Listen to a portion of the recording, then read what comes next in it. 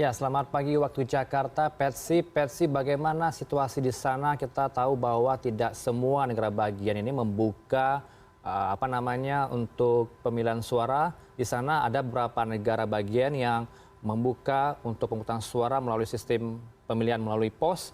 Dan bagaimana untuk pemantauan sendiri? Kabarnya Trump juga langsung memantau penghitungan suara yang akan digelar pada Rabu pagi ini waktu Jakarta di Gedung Putih, Persi. Saya jelaskan lokasi saya sekarang dulu ya. Saat ini saya berada di Gedung Putih, di belakang saya adalah West Wing, di dalamnya ada Oval Office, ini adalah kantor Presiden Trump. Saat ini Presiden Trump tidak berada di situ, bagaimana kita tahu karena tidak ada marinir yang menjaga di depan pintu.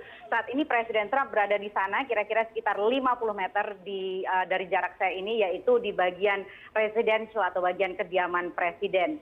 Nah, saat ini di Amerika Serikat jajak pendapat pemberian suara sudah mulai berlangsung sepanjang hari dan mulai jam 7 malam waktu Amerika Serikat, ya kira-kira sekitar 10 menit lagi ini, itu mulai akan ditutup beberapa TPS di negara bagian termasuk negara bagian Georgia. Lalu ada negara bagian lain yang kemudian akan menutup TPS-nya. Yang harus diingat dari Amerika Serikat ini seperti tadi Anda katakan bukan one person one vote, melainkan melalui suara elektoral. Dan selain itu juga jangan bayangkan seperti Pilpres di Indonesia yang satu aturan serentak ramai-ramai semuanya melakukan sesuai dengan aturan pemerintah. Tidak seperti itu. Bayangkan seperti 50 negara bagian yang melakukan Pilpres secara bersamaan. Jadi setiap negara bagian memiliki aturan yang berbeda, siapa yang boleh memilih, kapan boleh memilih, memilihnya di mana, seperti apa bentuknya, boleh early voting atau tidak dan sebagainya, itu tergantung negara bagian. Nah, karena pandemi banyak negara bagian yang membolehkan apa yang disebut sebagai early voting. Ini yaitu pemilihan sejak awal, baik itu melalui surat atau melalui Dropbox atau melalui in-person voting, datang sendiri ke TPS. Ini sangat digiatkan selama masa pandemi dan mulai dari sebelum hari ini pun sudah lebih dari 100 juta warga Amerika Serikat yang memberikan suaranya. Dan kira-kira sebentar lagi nih, hitungan menit lagi, mulai ditutup TPS-nya dan mulai masuk tabulasi hitungan suara. Dan dari situ kita akan melihat negara bagian mana saja yang akan masuk ke kolom Trump dan negara bagian mana saja yang akan masuk kolom Biden. Nah, karena di Amerika Serikat ini ada 50 negara bagian dan 48 diantaranya memberlakukan sistem winner takes all, artinya apa? Artinya apabila di negara bagian tersebut 51% katakan ya pemilih memberikan suara kepada Donald Trump, maka 49% atau 40 sekian persen yang memberikan suaranya ke Biden itu hangus. Jadi bisa dibayangkan betapa pentingnya negara bagian yang disebut sebagai swing state, yaitu negara bagian yang bisa swing atau beralih ke Republikan atau beralih ke Demokrat. Dari 50 negara bagian Amerika Serikat itu kira-kira ada sekitar 10 yang merupakan sebagai swing state. Kalau yang lain itu selalu kita ketahui secara pasti ya, sudah pasti Republik atau sudah pasti Demokrat. Nah, dari 10 tersebut tahun 2020 ini ada 6 negara bagian yang sangat-sangat kunci swing state tersebut, yaitu Pennsylvania, Florida, Georgia, Michigan, Wisconsin, North Carolina, Arizona, dan juga Florida. Jadi kita akan nantikan bagaimana negara-negara bagian tersebut memberikan suaranya, dan itu akan menentukan siapa yang akan bisa mencapai terlebih dahulu angka keramat, yaitu 270 electoral votes dari 538 electoral vote yang harus dicapai untuk menuju ke Gedung Putih. Selanjutnya, jika tadi Anda mengatakan bahwa Trump tidak berada di Gedung Putih begitu ya, menghabiskan malam jelang pemungutan suara tanggal 4 November di waktu Amerika Serikat. Lalu bagaimana dengan Joe Biden? Rencananya pada malam hari ini apa yang akan dilakukan? Saya koreksi sedikit, Donald Trump ada di Gedung Putih, hanya tidak ada di Oval Office, tidak ada di West Wing di belakang saya ini, tapi di Gedung Putih di bagian kediaman, di residential, kira-kira 50 meter di sebelah kanan saya ini. Dilaporkan bahwa saat ini Presiden Trump dan juga Wakil Presiden Mike Pence bersama-sama menonton hasil Pilpres di Gedung Putih.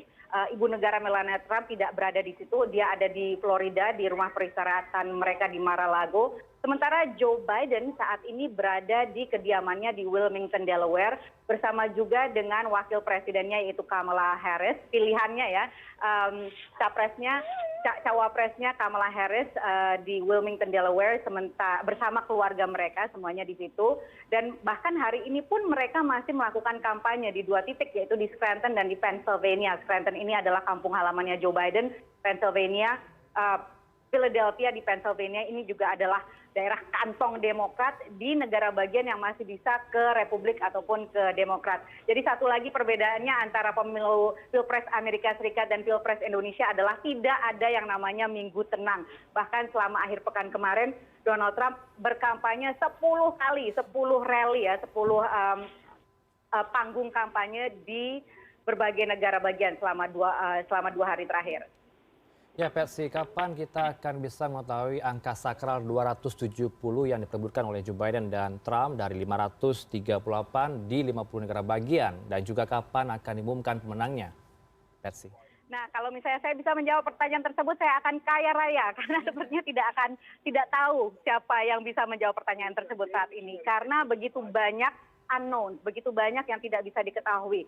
Pertama, dari berbagai negara bagian itu ada sejumlah negara bagian yang punya undang-undang atau punya hukum boleh menghitung, boleh mentabulasi dari semenjak datangnya surat suara sebelum hari H. Tapi banyak juga negara bagian termasuk Pennsylvania yang tidak memiliki undang-undang tersebut, jadi hanya boleh dihitung mulai hari ini. Nah, karena banyaknya kertas suara yang datang melalui pos, itu juga akan menimbulkan kelambatan lebih lanjut, alasan-alasan teknis yang membuatnya menjadi lebih lama perhitungan suaranya. Jadi bisa saja tidak terjadi malam ini, kita ketahui, bisa saja besok. Dan jangan lupa bahwa saat ini di Amerika Serikat itu suhu politik begitu tegangnya, bahkan sudah ada lebih dari 100 lawsuits ya, ini tuntutan hukum, gugatan hukum dari pihak Republik maupun Demokrat yang berkaitan dengan macam-macam, mulai dari bagaimana surat suara didistribusi, dikumpulkan, dihitung, dan sebagainya. Dan kalau ini berlarut-larut, bisa naik sampai ke Mahkamah Konstitusi atau yang disebut sebagai Supreme Court di Amerika Serikat. Bisa terjadi skenario seperti yang terjadi tahun 2000 antara Al Gore dan George W. Bush yang akhirnya itu hasilnya belum kita ketahui sampai 36 hari setelah Pilpres. Jadi masih banyak tanda tanya, saya belum bisa menjawabnya, namun kami pastikan akan terus melaporkannya untuk Anda. Baik, terima kasih Patsy Widakuswara untuk informasi Anda melaporkan langsung dari Gedung Putih Washington DC, Amerika Serikat.